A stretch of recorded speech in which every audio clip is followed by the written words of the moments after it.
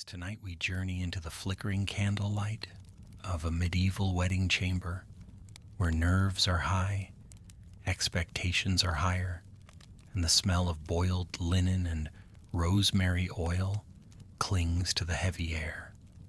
You're standing at the threshold of your new life, barefoot on the cold stone floor, heart thumping beneath layers of wool, silk, or, if you're a peasant, just a scratchy homespun shift.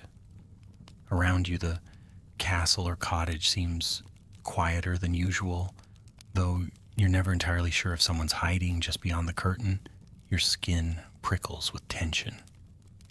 Outside, the last guests stumble away from the feast, ale-stained and sleepy, slurring blessings about fertility and many strong sons. You, however, aren't feeling particularly blessed at the moment.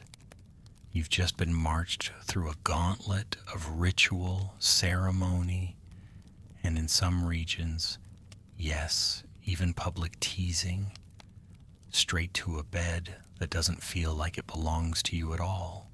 The mattress, stuffed with straw or feathers, the sheets, scratchy with a faint smell of vinegar and rose water, the bed frame, creaky and far too high.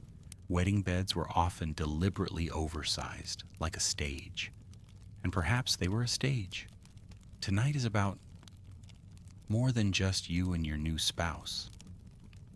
It's about family honor, dowry contracts, political alliances, the baby you're expected to start conceiving right about now. No pressure, right?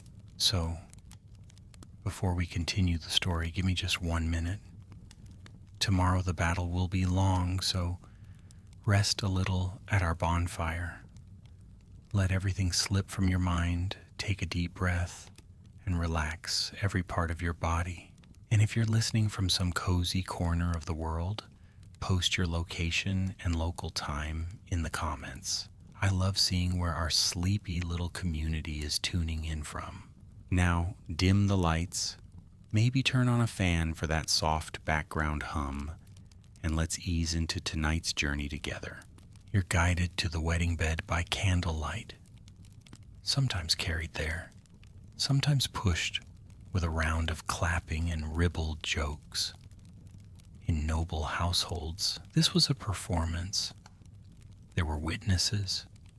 A priest might bless the bed before you climbed into it. In some regions, musicians played soft tunes just outside, as if your love life needed a soundtrack. And if you were a peasant, you were lucky if you didn't have to share your hut with a snoring uncle and 3 goats. The chamber is quiet now. Just the two of you, or so you hope.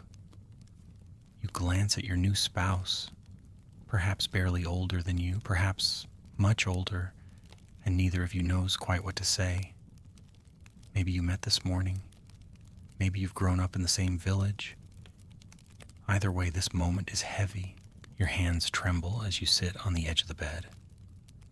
You feel the weight of centuries of tradition pressing down like the heavy woolen blanket around your shoulders. Medieval marriage wasn't just about love. In fact, it often wasn't about love at all. It was duty. It was a contract. And the knight had to seal it. One mainstream historical fact: the church did indeed consider consummation a legal requirement for a marriage to be valid. A couple could exchange vows, but without a little evidence, that union could be questioned, sometimes years later. The wedding night wasn't just symbolic, it was legally binding. No pressure again. And then there's the room itself. It smells of beeswax and old wood. Maybe a bowl of dried lavender rests on the windowsill. Maybe there's a carved headboard depicting vines, doves, or some unsettling saints watching your every move. The fire crackles in the hearth. You hear the distant stomp of someone stumbling down a corridor, and then silence. A quirky tidbit? In some traditions, guests would physically tuck you into bed, literally pull the blankets over you while giving well wishes, advice, and winks. It was called bedding the couple, and sometimes it ended in laughter, other times in deep awkwardness, especially if your mother-in-law was offering fertility tips while patting your knee.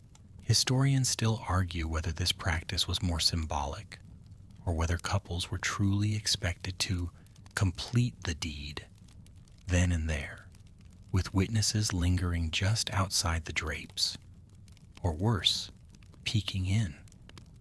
Some say it depended on region. Others say it depended on the family's need for proof. Either way, you definitely aren't alone. Even when the door's shut, you lie back. The bed is too soft in some places, too hard in others. Your mind races. You think of all the stories you've heard, the strange ones, the scary ones, the ridiculous ones. Someone said their cousin fainted before the bride even got undressed. Someone else claimed they used a rabbit's foot for luck and now have twins. Your spouse turns to you, face pale in the dim light. You both laugh nervously. Maybe tonight will go smoothly. Maybe it'll be terribly awkward. Maybe you'll just talk or fall asleep before anything happens. But one thing's certain, this night, no matter how it unfolds, will be remembered, retold, and possibly embroidered into gossip by morning. Sleep tight. You wake to faint sounds, footsteps, hushed whispers, and the squeak of a door that wasn't supposed to open. For a moment you think you're dreaming, but no, someone's definitely coming in. You pull the rough linen sheet up to your chest and squint into the dimness. There they are, 2, maybe 3 people. One carries a candle. One might be your aunt. One looks like the village priest. Yes, it's real. In many medieval households, the wedding night didn't end with a kiss and snuggling into slumber. It began, quite shockingly, with an audience. The witnesses weren't just nosy relatives. Their presence was considered a necessary part of formalizing the marriage. Depending on where and when you lived, you might have had someone physically escort you to bed and stay just long enough to ensure that the marriage was well begun. And I know what you're thinking. Seriously? Who came up with that idea? Well, a mixture of legal paranoia, social norms, and good old medieval obsession with honor and inheritance. In noble or royal marriages especially, it wasn't enough for the couple to be married by word. There had to be evidence that the union was consumptive, that the two of you had become, in the eyes of God and kingdom, one flesh. So a family member or appointed servant might literally stand behind a curtain or watch from the shadows, just long enough to confirm you were doing your marital duty. Some regions took it further. In parts of France and Scotland, the bedding ceremony was like a bizarre parade. You'd be walked through your community or household, sometimes in nothing but your underclothes, with guests cheering you on. You'd be led to your bedchamber, offered wine or sweetmeats, and brace yourself, sometimes given instructions from elderly women about how to proceed. You probably won't survive this one with your dignity intact. In fact, a quirky historical tidbit. In some noble houses, a scribe would wait outside the room with a quill, parchment, and very uncomfortable patience. The moment someone gave the all clear, they'd jot down the time and circumstances. It was like the medieval version of a notary stamp for your honeymoon. But here's where it gets stranger. Even among peasants, there was often someone involved.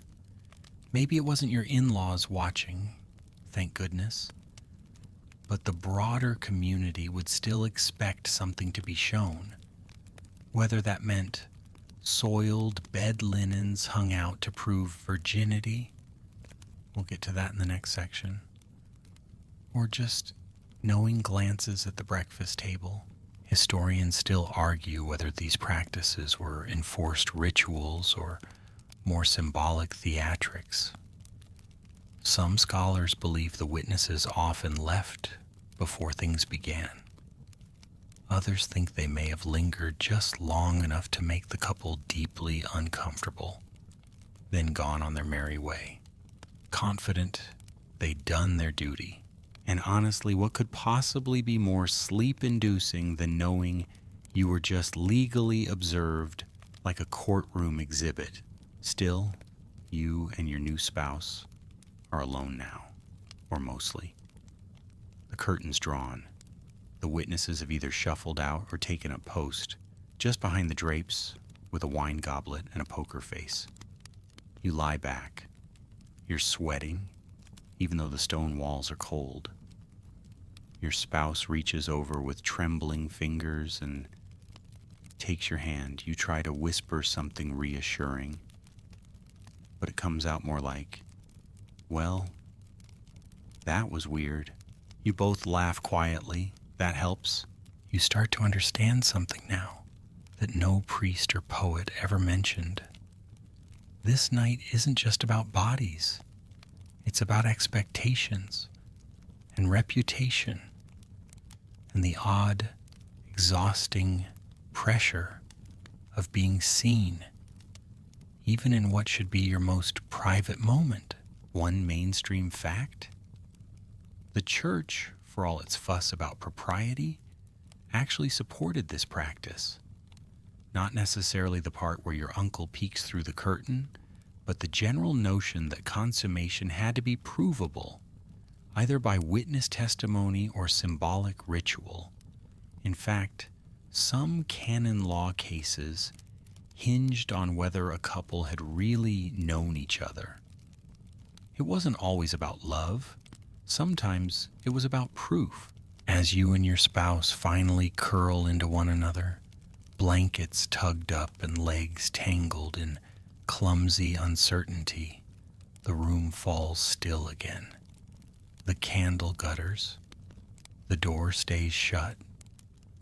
Maybe you're finally, truly alone, but you can't shake the feeling that tomorrow morning someone is going to ask questions.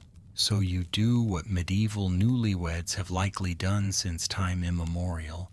You whisper a prayer or a curse and hope the witnesses have gone to sleep, because you certainly won't, not for a while. You wake again, this time to the pale gray light of dawn seeping through the shutters and a strange, unsettling silence. Your body is sore in odd places, your mind still whirling. Last night feels like a dream, or a play you barely remember performing. But there's no time to linger. You hear footsteps again, more of them this time, and voices. The door creaks open. You instinctively grab the covers, though modesty seems a lost cause in this world of ever-present in-laws and linen inspections. A maid bustles in, cheerful and far too energetic for this hour. She carries a basin of warm water and a stack of fresh cloths. Behind her, a cluster of people you really hoped not to see this morning. Your new mother-in-law, the steward, and of course that same priest again. You clutch your blanket tighter. Your new spouse, still bleary-eyed, sits up too, confused and silent. And then comes the question, delivered with such gentle menace it might as well be a threat. Well then, was everything successful? You don't answer. You don't have to, because this isn't really a question, it's a test, and this is where things get dark. You see, not all wedding nights were voluntary. In fact, many weren't, especially for brides. In noble families, marriage often came as a command, not a choice. Girls were betrothed young, sometimes as toddlers, and married off by 12, 13, or 14. Love, affection, or even familiarity rarely factored in. What mattered were alliances, land, and lineage. The younger the bride, the more years she could theoretically bear children, and the more time a family had to solidify political gain. For many medieval girls, the wedding night wasn't about romance. It was about survival. You sit beside your new spouse, perhaps a stranger twice your age, perhaps someone you've never been alone with before, and your stomach churns. There's a reason the phrase marital duty looms so large in old texts. Refusal wasn't a real option. In many cultures, a wife was expected to submit no matter how scared, unready, or hurt she felt. The concept of consent, as we understand it today, didn't exist in the same way. A mainstream historical fact? Canon law technically required mutual consent for a marriage to be valid, but that consent could be a whisper in a priest's ear or a nod under duress. No modern legal safeguards existed. If a marriage was consummated, especially in noble circles, it was rarely undone, no matter how unwilling one party had been. And yet historians still argue whether all these marriages were as bleak as they sound. Some records suggest deep affection developed over time. Some noble women wrote fond letters to husbands decades older. Other sources, though, hint at horror stories. Young brides locked in rooms, bribed with sweets, or threatened with whippings, or told by their mothers that it was better to go along than be cast aside. A fringe tidbit? In parts of Germany and France, if a bride screamed too loudly on her wedding night, it could be considered embarrassing for the household. Not the groom, her. So girls were often coached to stay quiet, no matter what. And this isn't just the nobility. Among peasants, though the pressure was less about politics and more about family reputation, the expectations were the same. A daughter who refused her duty might bring shame, gossip, or even the loss of a dowry. Sometimes she'd be returned to her parents, used, blamed, and unwanted. A wife who didn't perform might be labeled frigid, cursed, or even bewitched. You shift uncomfortably under the sheets, wondering how many brides felt this same pit in their stomach. How many clutched blankets, stared at ceilings, and tried not to cry while the household waited downstairs with wine and eggs and morning after congratulations. The door creaks again. Your mother-in-law reappears, this time holding something. A sheet. The one you slept on. She doesn't ask, she inspects. Quietly, methodically, and then with a slight nod, she turns to the others and whispers, "It's done." Your heart sinks. Whether or not you wanted this, it's now on record. This moment, this inspection, this silent declaration is the true end of the wedding ceremony in many parts of medieval society. Forget the church bells and the dancing. This was the seal, the proof. A consummated marriage couldn't be undone easily, not without serious consequences. And now everyone knows, everyone assumes. You wonder if they'll hang the sheet from the window, as some households did, staining and all. You wonder if this is what you'll be remembered for, not the dress, or the vows, or even the feast, but this. You lie back down as the door closes again, and for a long time, you stare at the ceiling, unsure if this was the beginning of something sacred or just the end of your freedom. Either way, it's morning, and you're married now. The fire in the hearth has burned low. Morning sunlight streams through the narrow window slits, landing in golden stripes across the floor. You're still in bed, half covered, your head aching with the weight of everything that's just happened. There's no going back now. But as your eyes trace the heavy wooden beams overhead, another thought creeps in. Was it even real? Was it even valid? Because oddly enough, in the strange patchwork world of medieval marriage, not all wedding nights meant what you'd assume. You see, while the church had rules, and plenty of them, those rules were often twisted by custom, tradition, and whatever the local bishop felt like allowing. For one thing, marriage didn't always require a priest. That's right.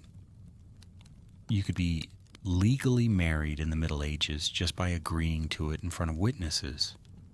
No grand ceremony, no rings, not even a written contract, just a mutual spoken vow, sometimes followed by, well, whatever happened next. Mainstream historical fact. Before the Council of Trent in the mid-1500s, the Catholic Church officially accepted clandestine marriages, that is, secret informal unions made without clergy. As long as both parties agreed, and then ideally consummated it, the marriage was considered valid, which led to a whole lot of confusion and a lot of court cases. So here you are lying in bed, technically married, but still wondering, did this count? Did that nod at the altar really seal the deal? Maybe. Maybe not.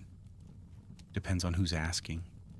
If anyone ever tries to dispute it, you'll likely find yourself in front of an ecclesiastical court, explaining the awkward details of last night to a judge in a robe and sandals. Sleepy yet? Let's dig deeper. The concept of consent in medieval marriage law is the real mind-bender. You'd think it was simple. Two people say yes, everyone claps, off to the feast. But in practice, it was messier, especially because people couldn't agree on what consent even meant. Did a child's yes count? Could someone be tricked into marriage?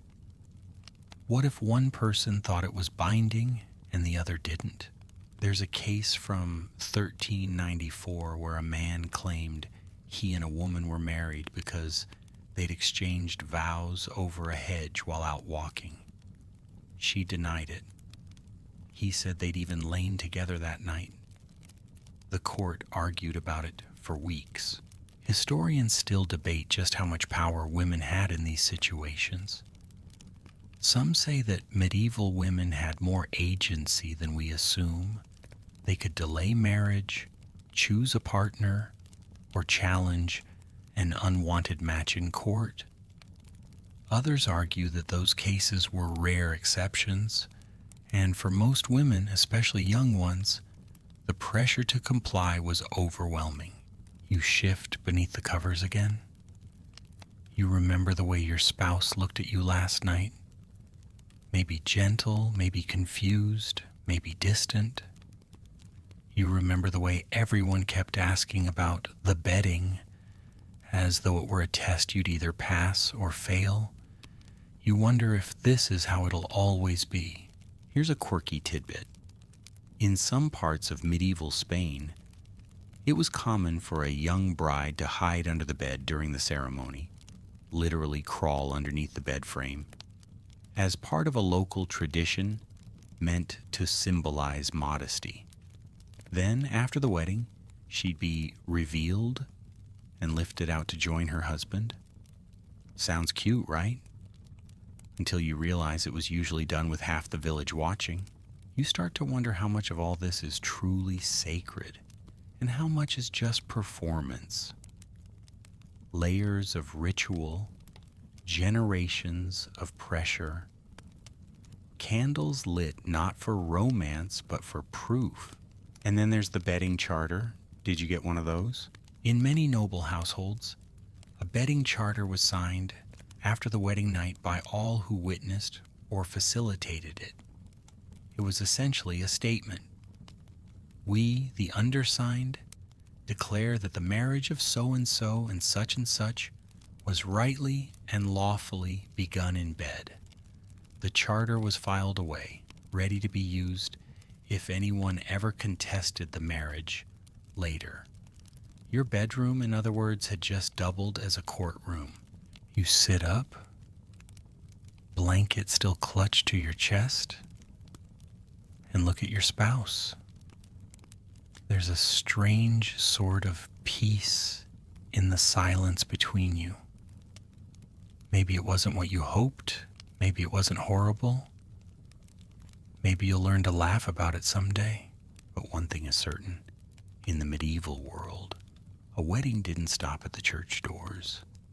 It followed you into your bedroom, into your body, into your future. And consent, in the legal sense, was a murky business. Part spoken word, part silent compliance, all wrapped up in what the witnesses claimed to see. Now the steward knocks gently. Breakfast is waiting, and so is your new life.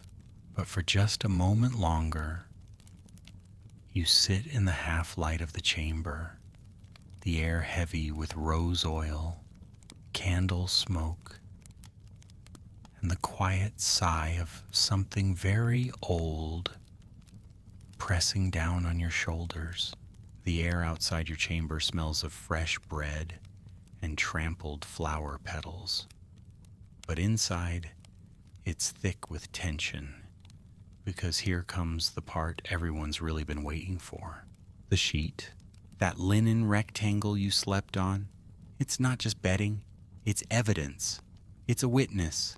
And today it's about to become public record.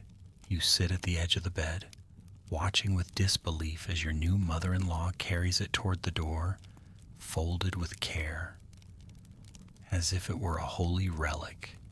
You wonder if she's proud, relieved, or just happy she can finally confirm to her gossip circle that everything went as expected. Because in the medieval world, the presence or absence of blood on the wedding sheet was treated as proof. Proof of virginity. Proof of consummation. Proof that you didn't dishonor the family by marrying spoiled goods. Yes, you were the one being tested here. Mainstream historical fact. In many parts of Europe, this tradition was taken incredibly seriously. Some regions even had a designated place to display the sheet the morning after. It might be hung from a window, laid across a hedge, paraded through the village. Sometimes the whole extended family gathered to inspect it, nodding solemnly or whispering behind fans if things looked less than ideal. And the pressure to provide this so-called proof? Enormous. You and your spouse exchange a glance. Maybe neither of you quite knew what to expect. Maybe things didn't go to plan. But the world outside that door doesn't care. They want red. And if they don't see it, they'll ask questions. Here's where things get especially absurd. Sometimes blood was added manually. Not by injury, mind you, but by clever hands trying to save face. A nicked finger, a drop of chicken's blood.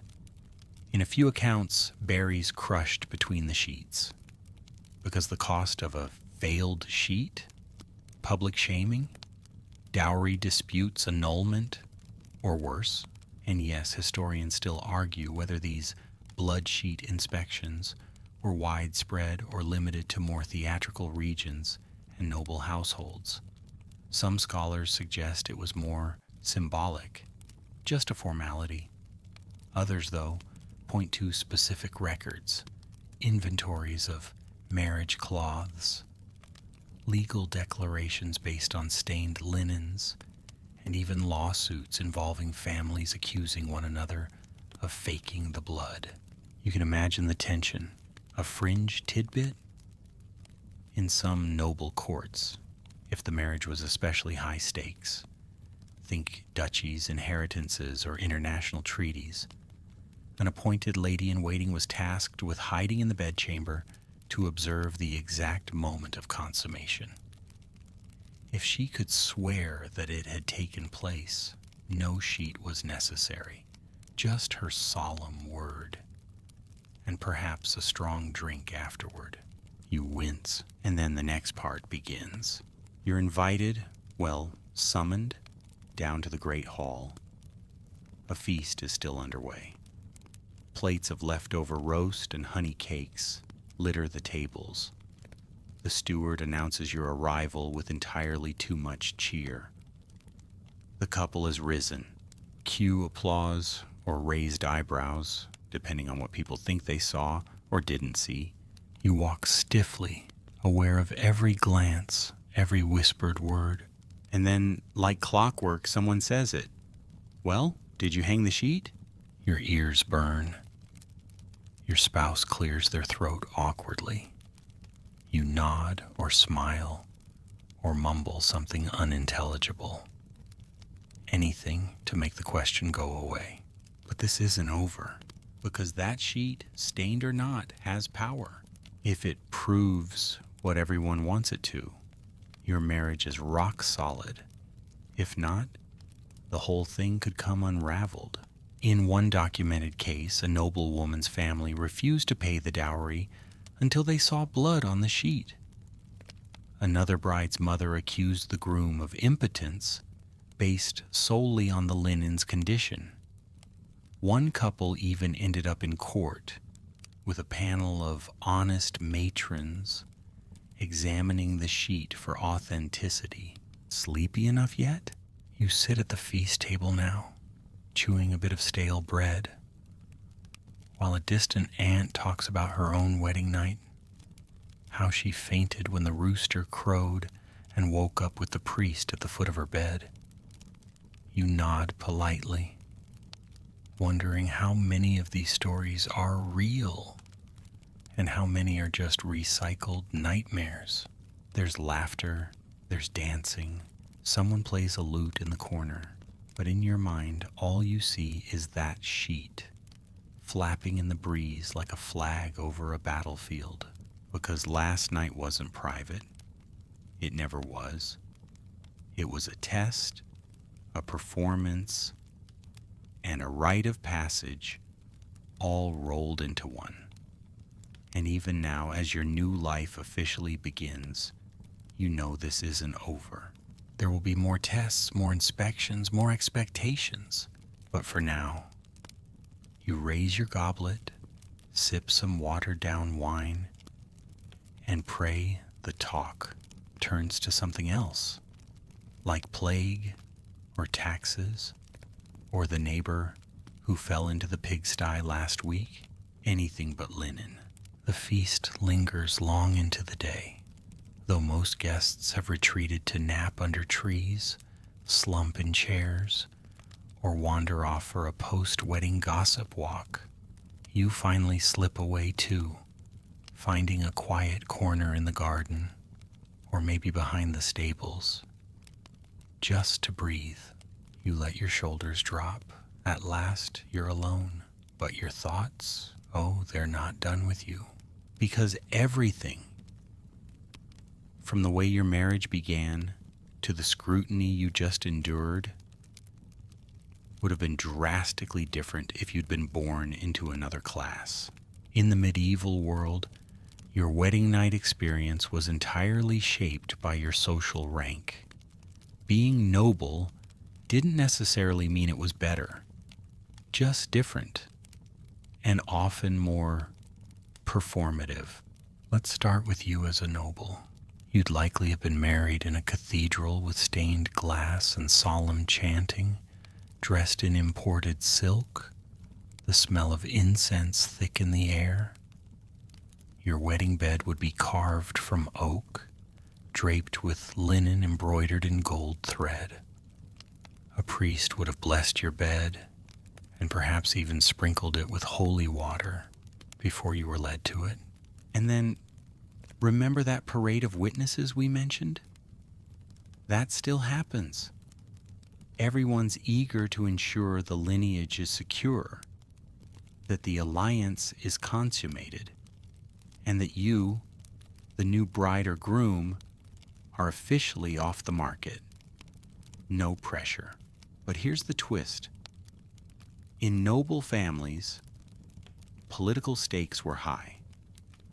If things didn't go well on night one, if the bride was too young, if the groom wasn't interested, or if a war broke out halfway through dinner, the marriage could still be strategically postponed. Sometimes the betting was purely symbolic. Sometimes the couple didn't even see each other again for months. Marriages could be ratified later, quietly, once both parties were of age or inclination. Mainstream historical fact. Royal weddings were often staged in layers: betrothal, ceremony, bedding, and finally, full consummation. In England, a princess might be married in name at 12, but not truly joined until 15 or 16. This spacing allowed for political wrangling and, to be frank, puberty. Meanwhile, imagine you're a peasant. Forget silks. Your gown is wool. Your shoes are borrowed. Your feast? Pigeon stew and a jug of ale, shared with everyone from the shepherd to the village blacksmith. No priest? No problem. The local reeve or village elder might stand in. The bed you share tonight might be your parents' old straw mattress, or just a blanket on the floor of a shared hut, with the goat chewing in the corner. And while no one's inspecting your sheet with a magnifying glass, they are watching. The village will know if you sleep separately. They'll definitely know if you argue. And if a child isn't born by next spring, well, expect questions. One quirky tidbit. In some alpine villages, the couple would spend their first night together in a barn loft, away from the main house, as a symbolic way to plant the seed of new life near the family's harvest. Romantic, if you ignore the cows watching. Historians still debate whether peasants had more freedom in marriage than nobles. Some argue they did, choosing partners for affection or shared work. Others say the pressures were just different, not about lands or titles, but food, survival, and social standing within a tight-knit community. You lean back against the rough wooden fence, watching chickens peck at dirt. Whether noble or peasant, marriage was never really private. It was always a matter for everyone else, even in monasteries, oddly enough, but we'll get to that later. Right now, you're wondering something important. What if this isn't love? What if the person you just married and shared that heavy, awkward night with isn't someone you'll ever really know? Because here's the truth. Marriages in the Middle Ages weren't built for intimacy, at least not in the modern sense. Emotional closeness came later, if at all. Your job was to function together, to survive together, to produce children. The rest, a bonus. But sometimes, amid all the linen inspections and family politics, something surprising did happen. People fell in love after marriage, quietly, slowly, over garden walks, over illness, over shared jokes at supper. A hand touched without flinching, a smile that lingered, a baby born into warmth, not just duty, not always, but enough to give you hope. You sigh, pick up a pebble, and toss it into a puddle. It splashes, and the ripple vanishes. Back in the great hall, someone's calling your name. It's time to join your spouse for the formal presentation of gifts. Another tradition that varies wildly depending on status. A noble might receive a chest of gold and imported spices. A peasant might be given a wheel of cheese and a sheep named Agnes. Either way, the message is the same. You're not alone anymore. Now you must build something together. You stand up, dust off your tunic, and walk toward the echoing doorway, wondering, what kind of marriage will this be? You're back in the bedchamber now, sitting on the edge of the mattress with a small silver comb in one hand and a goose feather in the other. Neither of these items were your idea. They were brought in by the matrons, those older, talkative ladies who now seem to have appointed themselves guardians of your modesty and preparation. Because in many parts of the medieval world, the bride's body had to be readied for the wedding night. And no, we're not just talking about a warm bath and fresh underclothes. There were rituals, oils, charms, in some cases, borderline medical procedures performed with frightening casualness and goose fat. You raise an eyebrow as one of the matrons explains that the feather is for cleansing and the comb is for removing bad humors from the hair. You smile politely while secretly wondering if they also carry leeches in their aprons. A mainstream historical fact. In the Middle Ages, especially in wealthier households, a bride might undergo a pre-wedding cleansing ritual involving scented water, rose oil, and even fasting. It wasn't about hygiene, not in the way we think of it, but about spiritual and physical purification. You weren't just entering a marriage, you were being transformed into a wife. That meant making sure every inch of you was acceptable.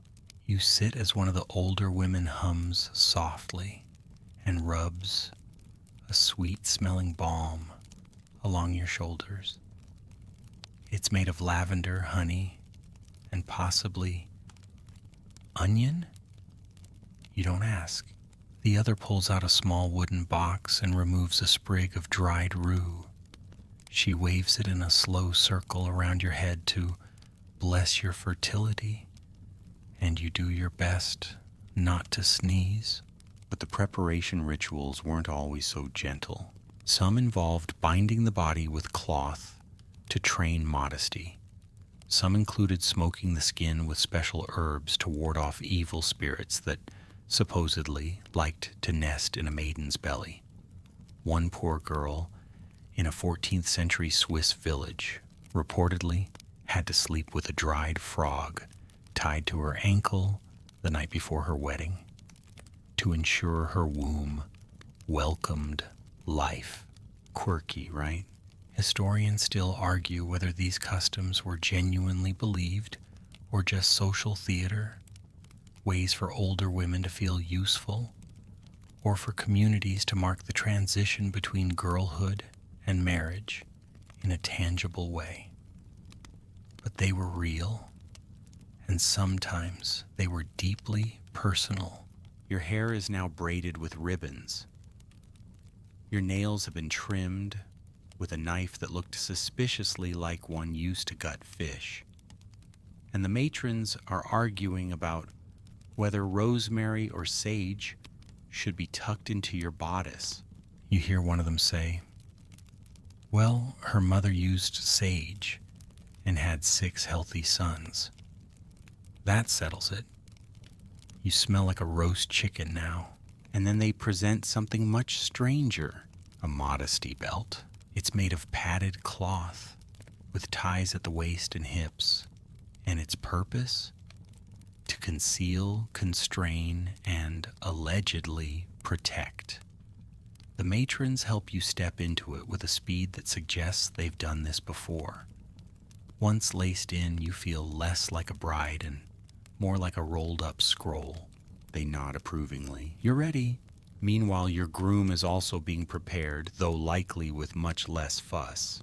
Men, too, faced pressure to be ready for the wedding night, especially among the nobility. There were expectations of performance, virility, and proof. If he was too young, too nervous, or simply not interested, families sometimes took measures. One fringe tidbit: in medieval Italy, some noble grooms were fed a concoction of goat milk, honey, and powdered deer antler the morning of the wedding. It was believed to improve performance and, oddly, courage. Whether it worked is debatable, but it often resulted in hiccups and a racing heart, which I suppose might still count as action. Back in your room, the matrons finally leave, chattering happily about how radiant you look. You sit on the bed, dressed like a saint, smelling like soup, and wondering if any of this will ever feel normal. You glance at the mirror, or rather, the polished copper disc nailed to the wall, and study your reflection. You look unfamiliar, regal maybe, or resigned, or both. You take a deep breath, then slowly begin to untie the modesty belt, one ribbon at a time, because now that you're married, the rituals end and real life begins. You lie back on the bed, the scent of sage still clinging to your sleeves, and close your eyes. The fire pops softly in the hearth. Somewhere below, a rooster crows, late as always, and you think maybe tomorrow will be quieter, but probably not. The chamber is quiet now, save for the soft crackle of the hearth and the faint rustle of linens as you adjust under the covers. Your hair still smells faintly of lavender and sage, and somewhere in the corner, the last of the matron's prayers lingers in the air like incense. You're alone, truly alone. Just you and your new spouse. And oh, if only that meant things were simple now. Because if you thought the pressure on brides was heavy, spare a moment for the grooms. In medieval society, men were expected to stride into their wedding night brimming with confidence, skill, and stamina. Whether they were 14 or 40, they were told to perform like seasoned knights, and not just once. Ideally, they'd father an heir that very night. No big deal, right? You glance over at your new husband, perhaps wide-eyed and uncertain, perhaps older, and trying not to let it show. Maybe he's already been given advice by his uncles, or worse, by the local priest. Mainstream historical fact. Among the upper classes, male performance on the wedding night was sometimes treated as a matter of state. If a nobleman failed to consummate the marriage, it could be grounds for annulment and a major embarrassment. There are court records, actual court records, where noblemen were examined or questioned about their capabilities in deeply uncomfortable detail. And if you were a king or prince, even worse, there might be ambassadors, spies, and in-laws waiting for news of your success. One such case involved Charles VIII of France, who was so young and nervous on his wedding night that a delegation of advisors reportedly offered him tips, diagrams, and calming words while standing just outside his door. Imagine trying to relax with that audience. Meanwhile, among peasants, the expectations were just as real, but more personal. A man was expected to take charge, to know what to do, and to prove he could provide. If he failed, the community wouldn't annul the marriage. But they would talk, loudly, at the tavern, for weeks. You shift under the covers again, aware of your spouse beside you. Maybe they're kind. Maybe they're awkward. Maybe they're doing their best. And maybe, just maybe, they're faking it. Yes, really. One quirky historical tidbit. In rare but recorded cases, men faked consummation by staining the sheets themselves or bribing a servant to lie about what they heard. Some even convinced their wives to help cover up their shortcomings in exchange for a quiet, respectful marriage. Because not all wedding nights were passionate beginnings. Some were negotiations. And here's the truly surreal part. If a marriage was later challenged, perhaps by an angry relative or in a dispute over land, the groom could be summoned to court and required to prove his potency. Not once, but sometimes several times, in front of a jury of witnesses, clergy, or physicians.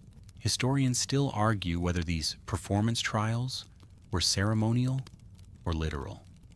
Some claim they were symbolic, more of a scare tactic. Others point to detailed, disturbingly thorough accounts where the groom was made to show himself and demonstrate arousal through various means, including strange mixtures of wine, herbs, or even baked beans.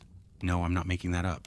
You exhale, eyes still on the ceiling, wondering what your spouse is thinking. Maybe they're as anxious as you. Maybe they're just grateful the talking has stopped. Maybe they're already asleep. And then gently, they reach for your hand. Not in a rush, not with urgency. Just a quiet, tentative gesture. A sign that maybe, just maybe, this night doesn't have to be perfect. That it can be awkward or sweet or even postponed, because even in the Middle Ages, not every wedding night ended with fireworks or bloodstains. Some ended with laughter, with tears, with honest conversation whispered beneath heavy quilts and flickering candlelight.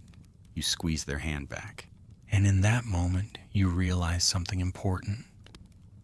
Despite all the pressure, despite all the strange customs and scary expectations, this is your marriage now. Yours to build, yours to survive. And maybe, if you're lucky, yours to enjoy. You shift closer under the covers. The fire is burned low, but the room feels warmer now. Your fingers still smell faintly of rosemary. Outside, an owl hoots once and then goes silent. It's the kind of quiet that only comes after storms or wedding nights. And as sleep begins to pull at the edges of your thoughts, you hear your spouse whisper one soft, ridiculous thing. Did they seriously think I'd need deer antler powder? You laugh, you can't help it. Because sometimes love begins not with fire, but with laughter in the dark. The sun rises high above the thatched rooftops and castle walls, casting long golden beams across the landscape. Birds chirp lazily in the eaves. The scent of morning bread mingles with stable hay and the ever-present tinge of wood smoke. But inside your chamber, it still smells faintly of lavender, rosemary, and a hint of anxiety. Today is not for resting, today is for explanations, because guess who's knocking on the door? That's right. Your mother-in-law. And she's not alone. Trailing behind her like a polite but persistent parade come the aunts, the nursemaids, the steward, and a priest who looks way too interested in your personal affairs. You barely sit up in bed before they start asking questions, none of which you'd ever imagine answering in polite company today. You pull the blankets tighter. The bed feels far too large and exposed for this kind of scrutiny. Then she says it, the phrase you were dreading. I just want to be sure everything went as expected, because here's something truly shocking. In some regions, especially in noble houses, the bride's own mother or mother-in-law might have been present, or at least just outside, during the wedding night. Mainstream historical fact. There are documented cases from medieval France, England, and parts of Italy where an older female relative remained nearby, sometimes literally within the room behind a curtain, to support the couple and verify that things were properly concluded. Her job wasn't just to help, but to witness. You stare at the group gathered before you now, clutching your spouse's hand under the blanket like it's a shield. They ask about the sheets. Again, they comment on your glow. They offer spiced wine and almond cakes, as if to say, there, you've joined the grown-ups now. And the questions get specific. How long did it take? Did anyone cry? Were you gentle? Was there evidence? You try not to choke on the wine. One quirky tidbit. In some Scottish clans, the mother-in-law would actually raise a toast in your honor the morning after, recounting her own wedding night as a helpful comparison. She might even offer advice for next time, as though you were both athletes in some bizarre intergenerational relay race. And then she'd pat your hand and say something horrifying like, "Don't worry, dear. The first time's always a bit sticky." You attempt a polite smile, but deep down, you're wondering if anyone in this room has ever just knocked and said, "Hey, how are you doing emotionally?" Historians still argue over how widespread this bedside chaperone practice really was. Some claim it was ceremonial, with the older woman only staying until the couple was safely tucked in bed. Others insist it was literal. Someone sat there watching, sipping wine, occasionally humming a hymn while waiting for things to wrap up. Either way, you're now facing the reality of it. This marriage isn't yours alone. It's communal, spectated, and even your most intimate moments may be picked apart like last night's roast pheasant. Still, not everything is scrutiny and sniffing sheets. In some households, especially among the merchant class, the mother-in-law's role was more comforting. She might offer advice on running a household, managing servants, or how to hide the good honey cakes from your husband's cousins. She might braid your hair while telling you embarrassing stories about her own wedding night gone wrong. There's some warmth in that, strangely enough. A fringe historical detail? In 13th century Venice, it was common for the bride to be gifted a bridal mirror by her mother-in-law, an ornately carved, polished metal disc meant to symbolize clarity, beauty, and reflection. Of course, it also meant everyone expected you to maintain a certain standard now, both in appearance and behavior. So, no pressure. Back in your chamber, the crowd slowly drifts out, one by one, satisfied, for now, that the marriage has taken root. The priest gives a solemn nod. Your mother-in-law offers you a congratulatory kiss on the forehead and a slice of fig tart, then bustles away to prepare for the second feast of the day. You exhale. Finally, some peace. You and your spouse lock eyes and share a look that says, "Well, we survived that." And in a world where marriages are political tools, public performances, and strange combinations of romance and bureaucracy, That's no small thing. You lie back again, listening to the fading footsteps down the corridor. The day has only just begun. There will be more rituals, more expectations, more smiling at people who know far too much. But for now, at least, no one else is in the room. You close your eyes and think, perhaps a mother-in-law with a tart isn't the worst intrusion. Still, next time she knocks, you'll pretend to be asleep. By mid-morning, the laughter in the great hall has quieted, and the sun now slants through stained glass, casting jewel-toned light onto flagstone floors. You sit quietly on a bench by the window, picking at a plate of cold pottage, when your spouse arrives, lips pursed and eyes distant. Something's wrong. They sit beside you, then mutter softly, "They want to inspect us." You blink. "What do you mean, inspect us?" They glance around and lower their voice. The steward says, "There's concern the marriage wasn't consummated." The priest wants proof. And just like that, your stomach drops.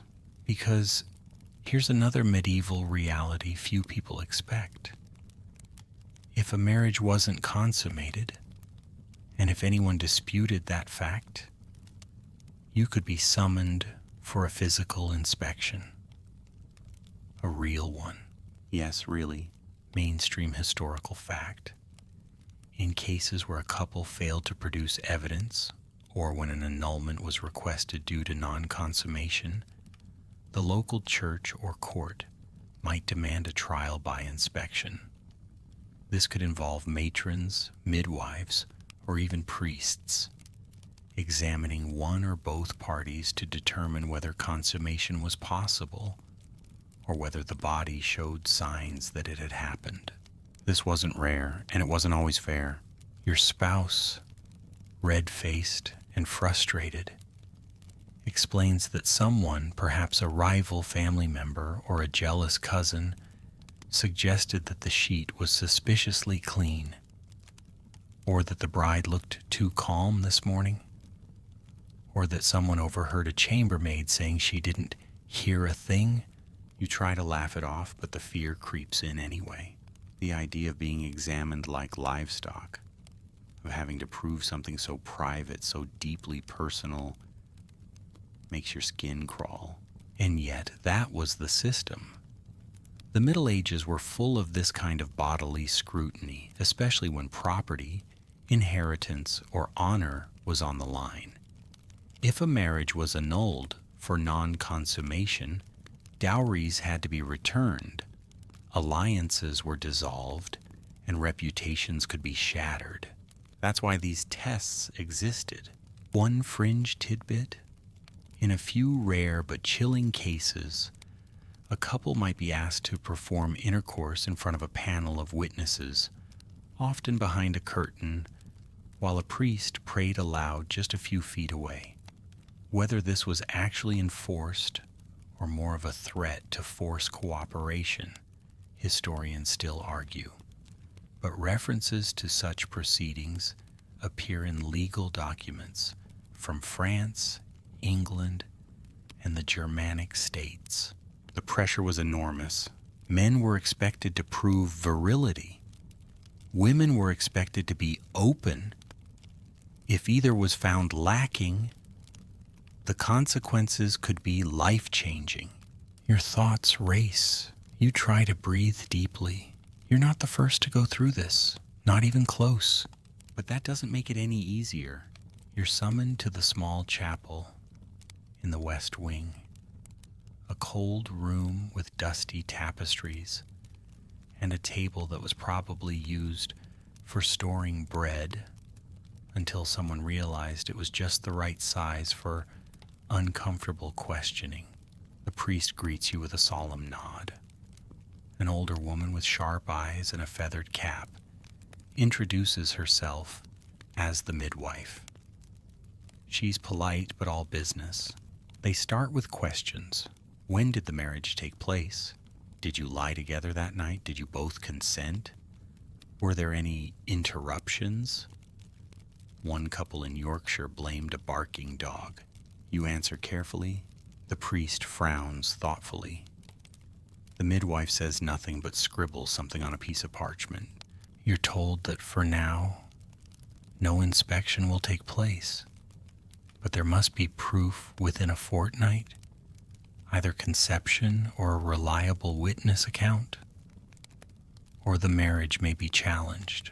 You nod numb, because in the medieval mind, consummation wasn't just romantic, it was contractual. Without it, the marriage was a kind of ghost, present but not alive. You return to your chamber feeling like you've been through battle. Your spouse follows in silence. You sit beside each other on the edge of the bed, staring at the sheets.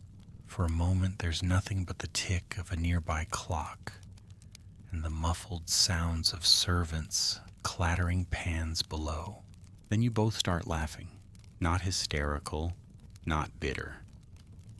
Just tired laughter, like two actors who flubbed a scene and must now start again. Historians still argue how often these marriage trials ended in annulment.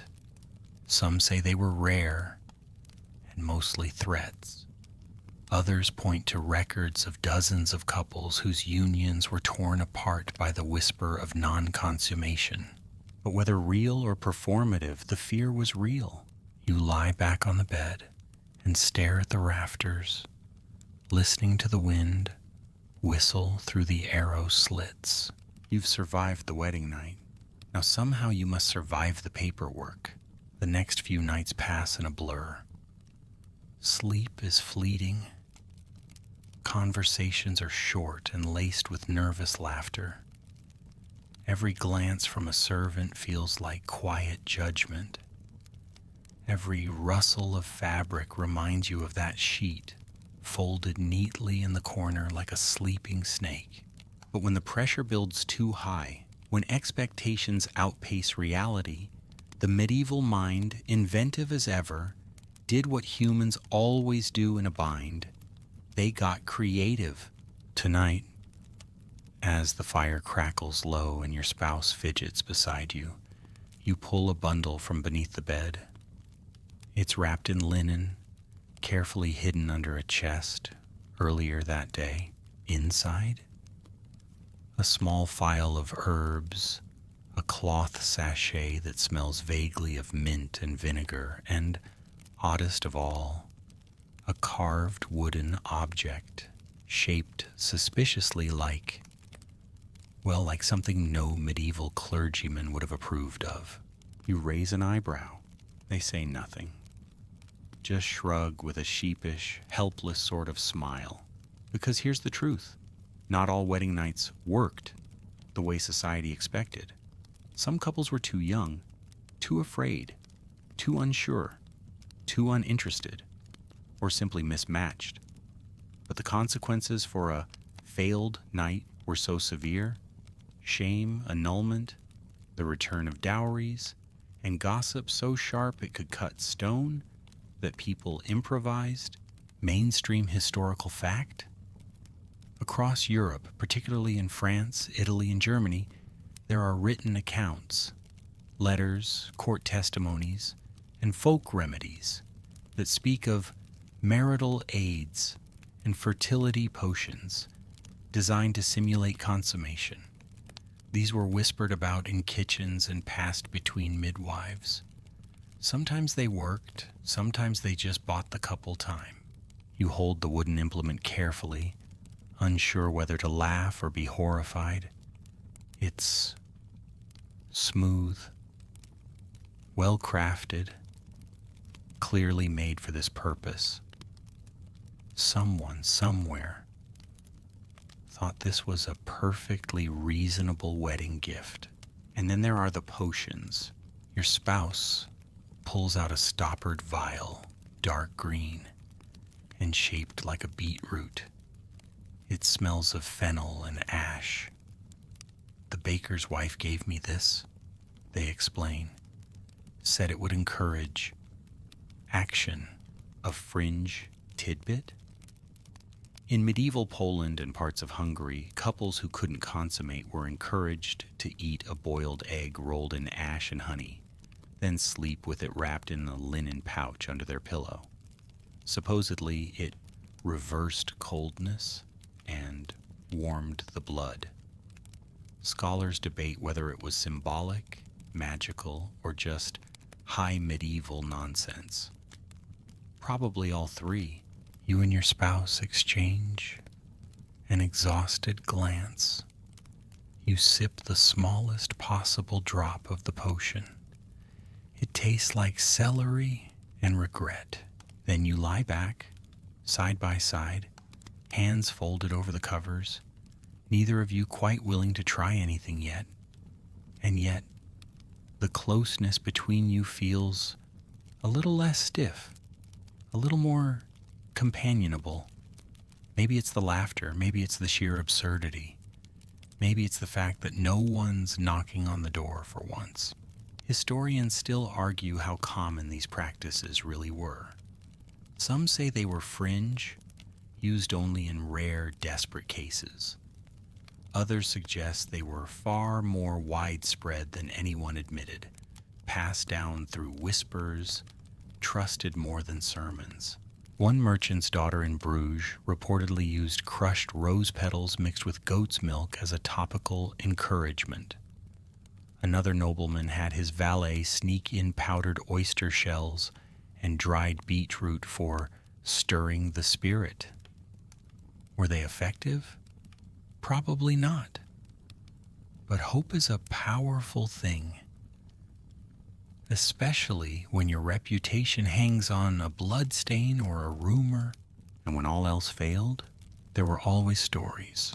Some couples simply lied. They made up elaborate descriptions of their night, complete with fabricated pillow talk and carefully planted signs left in the bedding. Others bribed a trusted servant to swear they heard sighs of satisfaction through the door.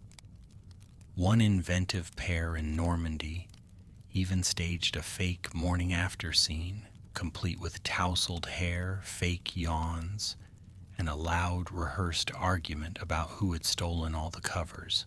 You chuckle just thinking about it. If only performance were enough. But here's the quiet truth no one tells you. Not every marriage begins with fire. Some begin with fear, others with fumbles and misunderstandings. Many begin with nothing at all but time, and the gradual realization that intimacy isn't a single act, but a collection of small kindnesses strung together like pearls. You glance at your spouse. They're already snoring softly, arm flung across their eyes. The wooden object rests forgotten on the nightstand. The potion sits unopened beside the hearth. And somehow you feel okay. You pull the blanket up to your chin, and for the first time in days, your breathing slows, because maybe the most rebellious thing you can do on a medieval wedding night is nothing at all. Just rest together in the silence. Rain taps gently against the window panes, soft and rhythmic, as you sit in the dim chamber, legs curled beneath you, and a blanket drawn around your shoulders.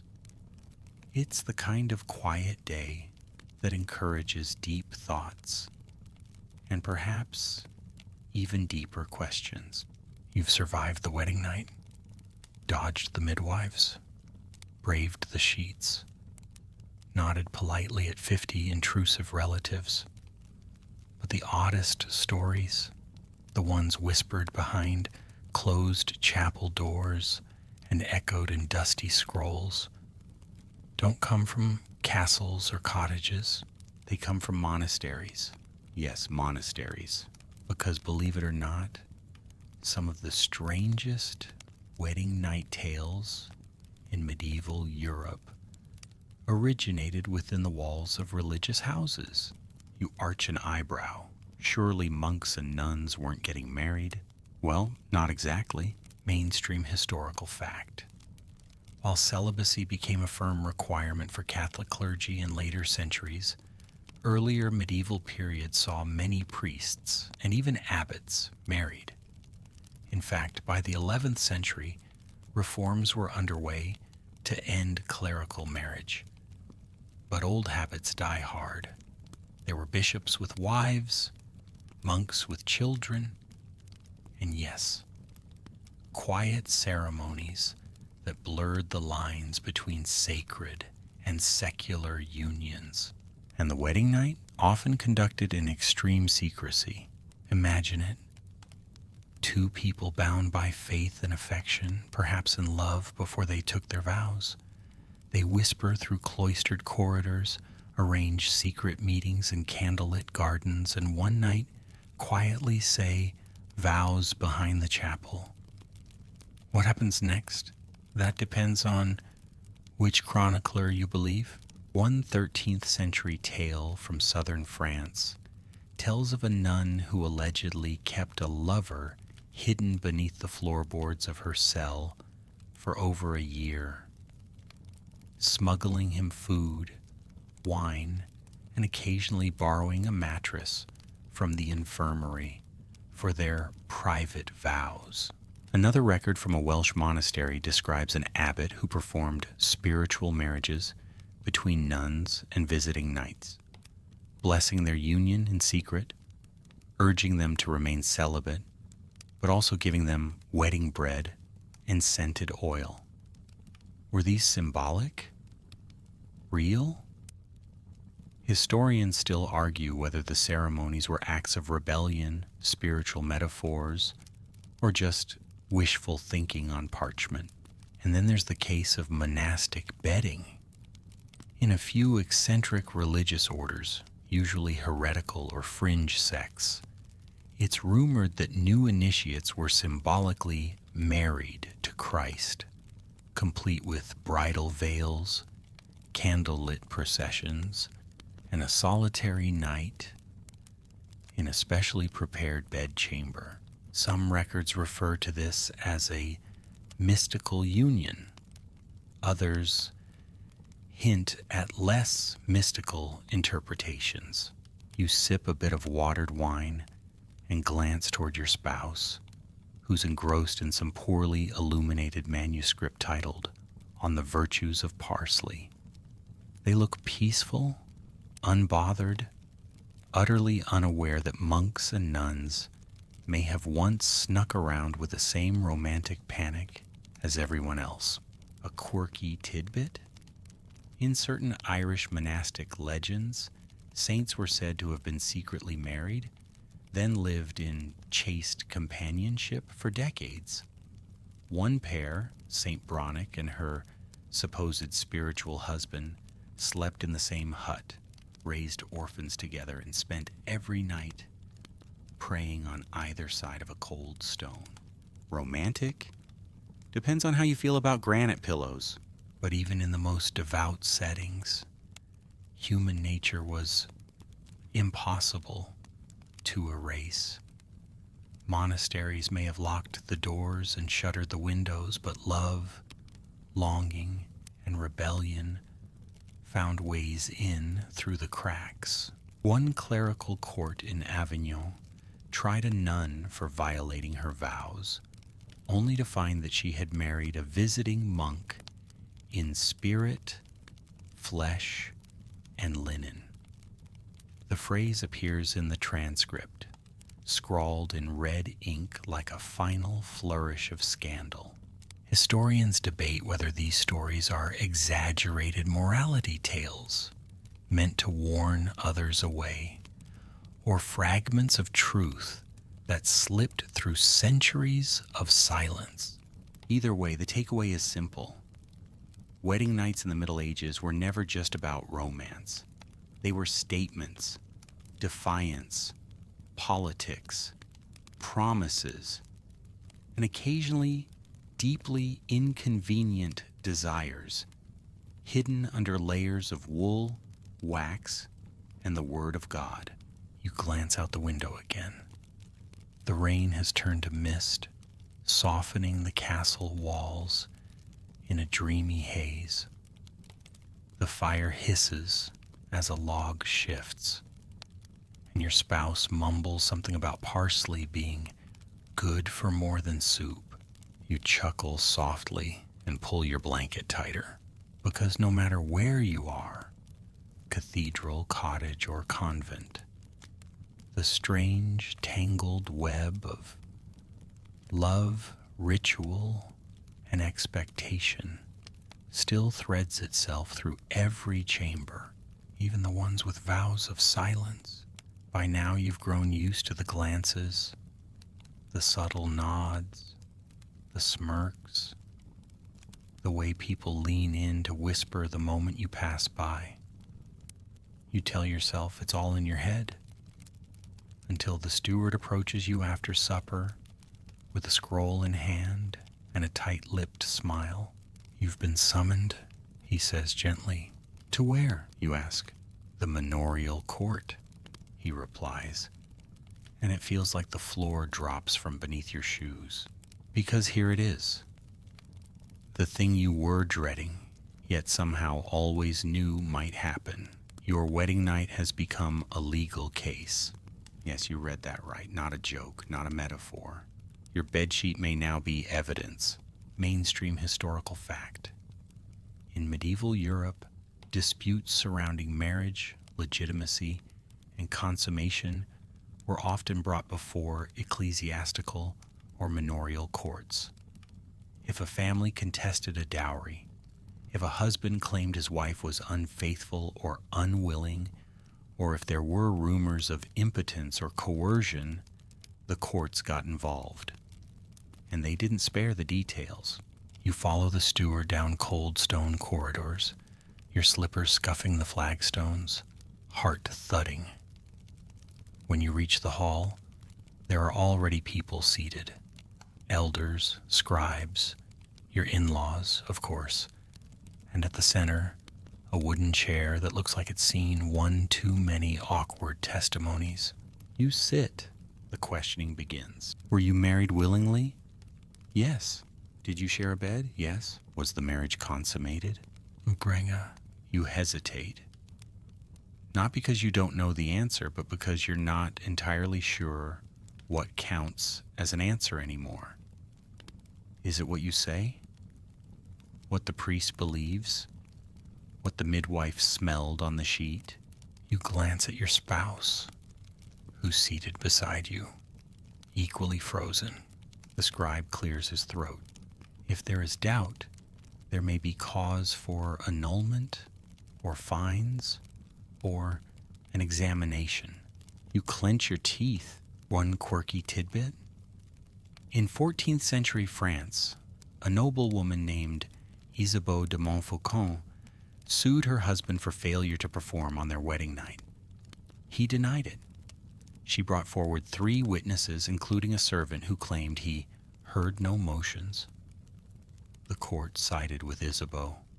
Her dowry was returned, and the man was forced to write a public apology. In Latin, that's the kind of drama you're walking into now. But sometimes things tip the other way. In some cases, women were accused of refusing their duty or withholding affection, claims which could lead to legal penalties or, in the worst cases, confinement. A bride who was too quiet on her wedding night might be seen as modest or suspicious. A groom who was too private might be accused of hiding a deformity or even of witchcraft. Yes, witchcraft, because if something was wrong in the bedchamber, someone had to be blamed. Historians still argue over the fairness of these trials. Some believe they were largely symbolic, serving to shame or pressure couples into submission. Others insist they were real tools of social control, especially against women, and sometimes the outcomes were downright absurd. One record from a London court details a groom who claimed his bride had used a charm stitched into her underdress to steal his virility. She countered that he had eaten too much cheese. The case ended in a draw. Your own hearing isn't quite that dramatic, thank heavens, but it's tense. The priest speaks last. He offers a blessing and a reminder that consummation is sacred. Then he encourages you both to try again, with a clear mind and a cooperative spirit. You're dismissed with a nod and a suggestion to pray together before bed, as if that is going to solve anything. You return to your chamber exhausted. The candles are low and the wine you brought up earlier is still sitting untouched on the windowsill. You sit on the bed and look at your spouse. Then in perfect sync, you both burst out laughing. It's not funny, and yet it absolutely is. Because who knew that what happens under your quilt could become a matter of public record? You lie down beside each other, not to try again, not to please the court, but simply to breathe. Because you've learned something now, something most couples in this strange era must face sooner or later. That privacy is a luxury. And sometimes surviving a medieval marriage isn't about passion or perfection. It's about enduring the scrutiny and finding little moments of peace inside the noise. Like this one, with the rain still falling, with no one knocking, with no scrolls, just silence, just you. You awaken to birdsong and soft light spilling across the chamber floor. For a rare moment, no one's asking questions, no one's inspecting linens, and no one is threatening to summon you to court over marital integrity. You stretch under the woolen blanket, your muscles sore, your spirit oddly calm. But don't get too comfortable, because even if you've satisfied the courts, pacified the priest, and dodged your mother-in-law's ongoing inquiries, one challenge still remains: the invisible world. Yes, tonight we're diving into the world of charms, superstitions, and bed demons. You may have noticed that tucked beneath your pillow last night was a little pouch of dried herbs. You assumed it was for scent, maybe to calm the nerves. In truth, it was likely meant to ward off malevolent spirits. Mainstream historical fact. Throughout the Middle Ages, wedding beds were often protected with amulets, prayers, and household charms, particularly on the first night. It wasn't just about fertility. It was about survival. The medieval mind believed that the union of two bodies attracted not just earthly attention, but otherworldly mischief, especially from demons. One popular culprit, the incubus, a shape-shifting male demon who, it was said, would visit sleeping women, particularly virgins, to defile them in the night. If a bride woke sore or frightened, if the consummation didn't go as planned, or if the couple struggled to conceive, it was often blamed on one of these, and so precautions were taken. A garlic clove beneath the pillow, a sprig of rue or St. John's wort nailed to the bedpost, holy water sprinkled on the mattress, crosses etched on the underside of the bed with chalk or soot. One fringe tidbit: in some parts of rural Germany, onions were placed under the mattress to confuse evil spirits, or at least to deter anyone from wanting to get too close. You glance at your spouse, who's already awake and chewing on a bit of crusty bread. You raise an eyebrow at the strange pouch hanging above the headboard. Dried nettle tied with red thread. They nod. The chambermaid said it keeps away night whispers. You don't ask what night whispers are. You're not sure you want to know. But these beliefs weren't just rural folklore. Even noble houses took them seriously. Some included protective prayers in their marriage contracts. Others had the priest bless the bed as thoroughly as he blessed the altar.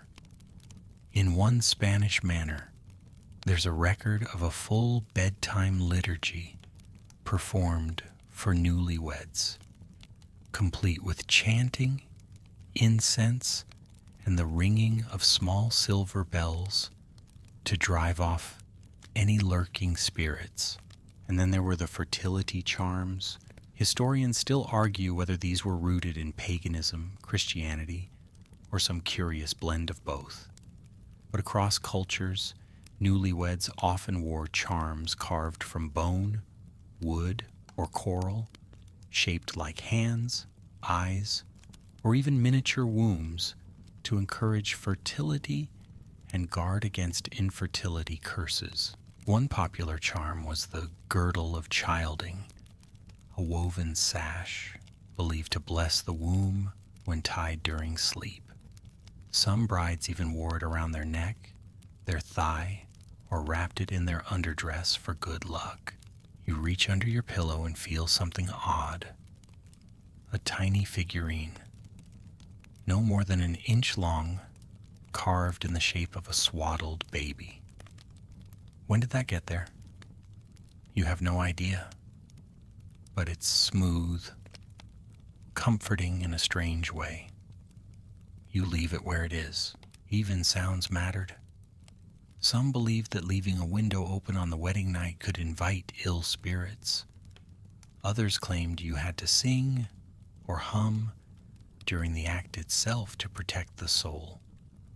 A cheerful melody, they said, was a sign that your union was blessed.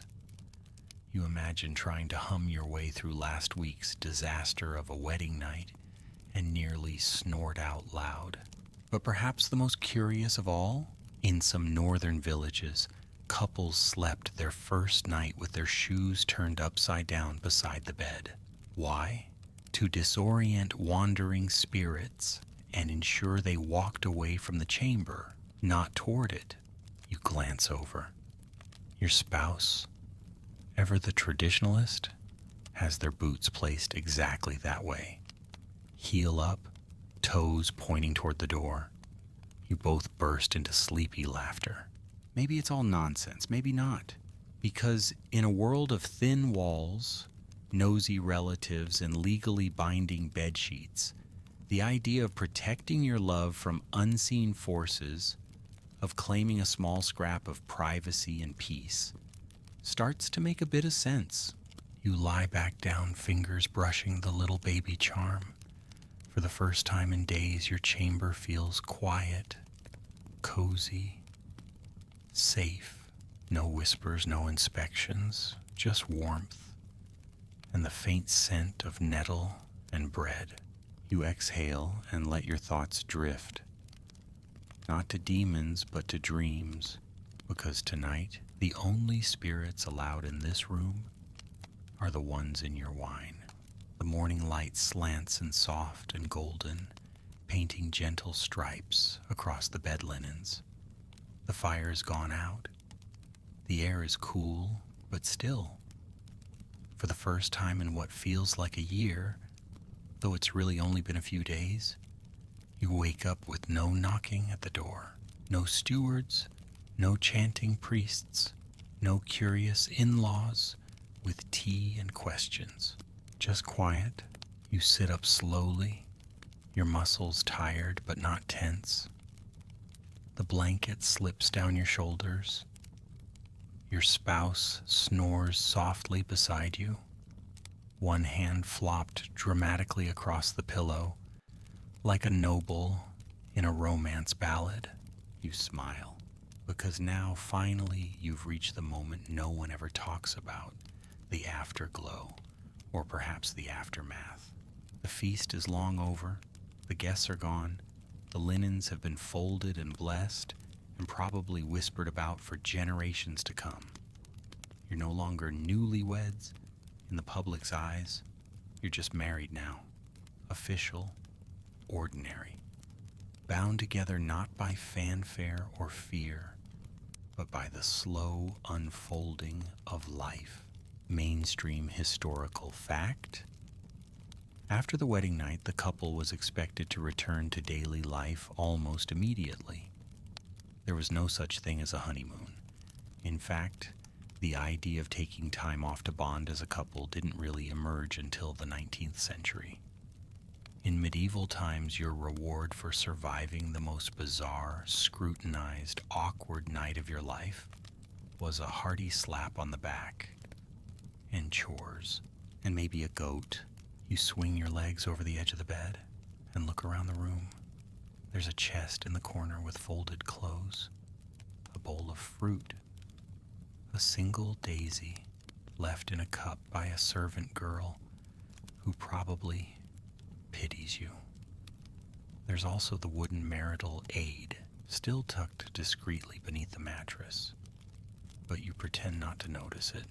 No more inspections, no more priestly evaluations, no more discussing the act like it's a royal tournament. But the aftermath isn't entirely peaceful, because now the expectations begin anew. There's the matter of heirs, of sharing meals, of getting along with each other's families, and of figuring out how to share a life with someone who may still be a stranger, despite the night you spent tangled together under wool and watchful eyes. You reach for your gown, which still smells faintly of rosemary and whatever mysterious potion the village herbalist insisted you needed for harmony. You suspect it's mostly vinegar and thyme. Maybe some regret. You glance at your spouse again. Their eyes flutter open and they smile groggily. Are they coming back? You shake your head.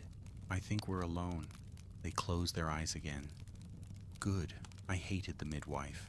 You both laugh quietly. And for a moment you sit in that quiet together, just breathing. Here's a quirky tidbit. In some regions of medieval Europe, newlyweds were gifted a pillow chest, a small coffer filled with objects to help them transition into married life, herbs for fertility, coins for luck, and sometimes small, confusing sculptures meant to encourage union. Think of it as the medieval version of a toaster. Historians still argue whether this gift was more symbolic or practical.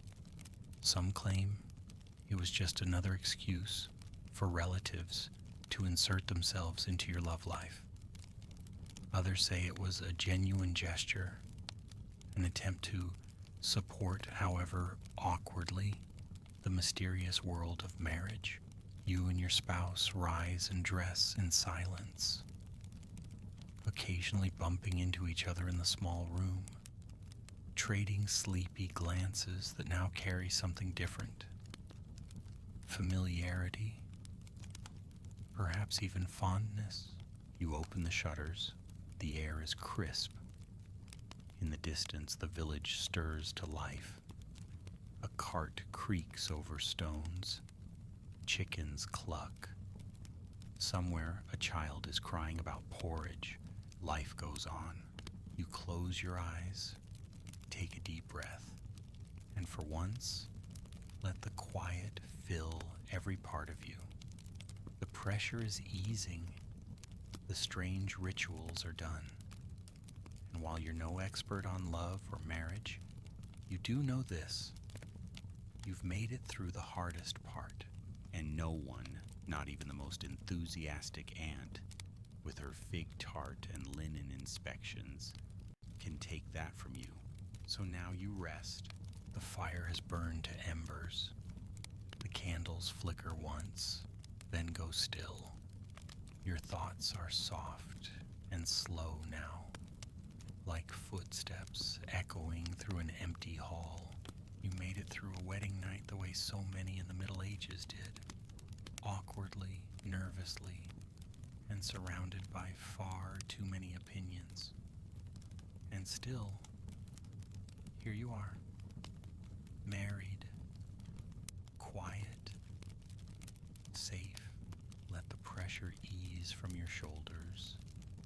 Let the whispers fade into silence. The world outside may chatter about sheets and charms and dowries, but here in this chamber, all is still. Imagine the blankets pulled up to your chin, soft and warm.